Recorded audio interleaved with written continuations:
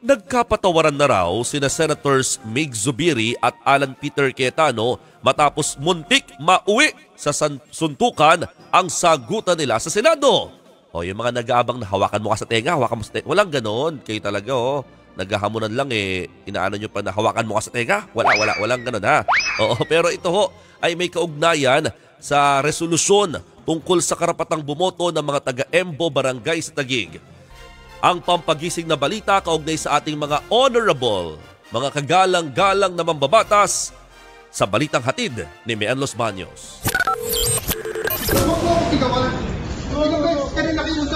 Hanggang doon na, nag-abroad ka pa eh. Anong gusto mo?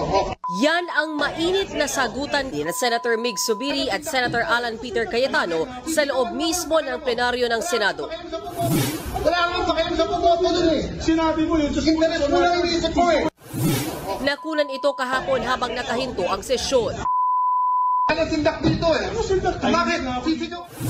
Umawat naman agad ang mga kapwa nila senador na sina G.V. Ejercito at Pia Cayetano na niyakap pa ang kapatid. Bago ang kanilang sagutan, hiniling ni Senator Alan Cayetano sa plenaryo na aprubahan ang Concurrent Resolution No. 23. Layo nitong hikayatin ang Commission on Elections o COMELEC na isama sa 2 distrito ng Taguig ang 10 Embo Barangays na dating bahagi ng Makati City.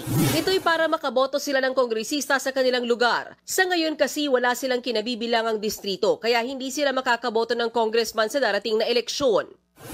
There's one struggle that they need the help of Congress, which is to be able to run for Congress. We should not take out their right to have a representative and to vote for a representative.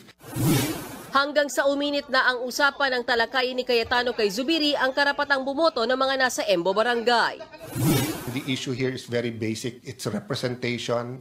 It is suffrage. The people of the Embos will be very grateful that we gave them the choice, di ba? Sinong gustong tumakbo at sinong gustong nilang iboto. Giit ni Senator Cayetano na asawa ni Taguig City Mayor Lani Cayetano, wala naman silang magiging pakinabang kung maipasa ang nasabing resolusyon. My wife as mayor, sinabi na ng COMELEC, pwede siyang tumakbo. And pwede siyang iboto sa Embo. So with or without this resolution, wala tong epekto sa aking wife, sa vice mayor, sa konsehal.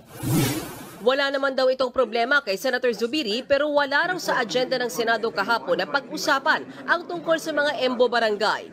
Gusto rin daw muna itong ipaalam ni Zubiri kay Senator Nancy Binay na taga Makati City. Kaya siya humingi ng 1-minute suspension. Pero tumagal ito ng hanggang 6 na minuto. Dito na nangyari ang sagutan sa viral video. Under the rules, you have 1 day. No, don't give me that. Don't give me that. Pare, pag lugar mo, ilang beses ka nakiusap sa akin eh. Sa pagbalik ng sesyon, ipinunto ni Zubiri na baka pwedeng ipagpabukas na lang ang naturang resolusyon ni Cayetano para mas mapag-aralan pa. Ang akin lang sana, explain sana sa amin ano itong pag-usapan natin. Yun lang. Biglaan eh. We don't wanna be like other establishments na ano lang tayo, in the midnight hour we're passing measures. Pero depensa ni Cayetano, I don't wanna take the risk. Nakita nyo naman yung mga ulan ngayon, kung bumagyo bukas at mag-adjourn tayo. Sa huli, nagkapatawaran din at nagyakapan pa sina Cayetano at Zubiri. If I raised my voice, it's because, it didn't have to go that way. And I apologize if I raised my voice. Okay, ang akin dyan, if it will help you, maybe we can pass this, we can take it up tomorrow. So if you're apologizing for raising, I also apologize for raising my voice, my friend.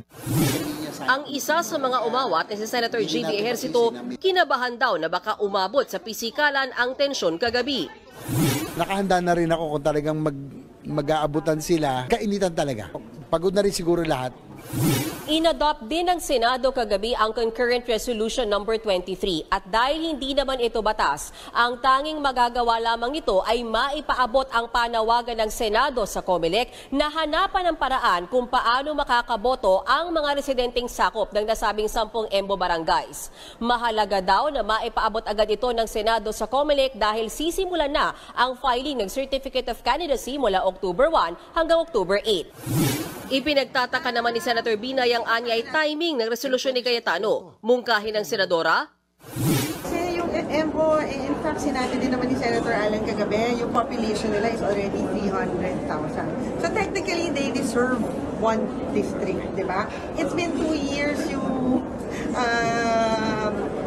desisyon ng Supreme Court. They had ample time to create a district for Embo. So, ang sa akin dapat, they deserve that one slot based on their population.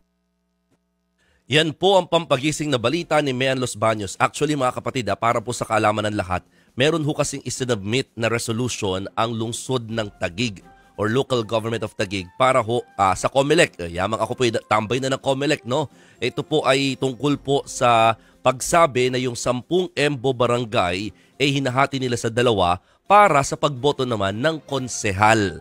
Hindi pa po dito kasama yung sa Kongreso. Ito pong nilalaban ni Senator Alan Peter Cayetano is para ho sa Congress. Kasi nga, na-resolve na nila yung sa councilors. So, paano boboto yung councilors or paano boboto nga ng councilors yung mga nasa Embo barangay. So, on that aspect, nahati na sila sa 2.